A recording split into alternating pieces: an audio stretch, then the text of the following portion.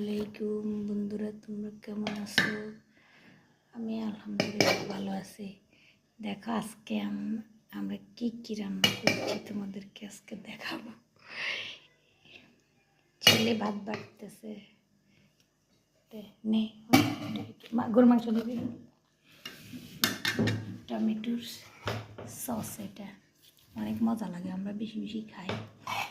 Tomato sauce, কাঁচা পেঁয়াজ, সরিষার তেল, লবণ, তারপরে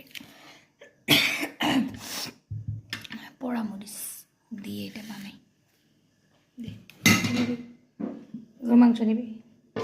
এটা হচ্ছে গরুর মাংস, এই যে গরুর মাংস। মাছ নিবি? এই যে পোড়া মাছ পড়ে গেছে। তো কিদিকে এটা হচ্ছে কুমড়া, আগে রয়ে গেছে একটু, দেখ নে মা কি হ্যাঁ হ্যাঁ আটকে গেছে।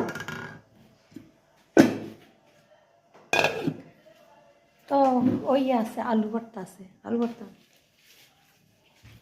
ভর্তা লই। এটা পানি কেমনে খায়? তো কারেন্ট তো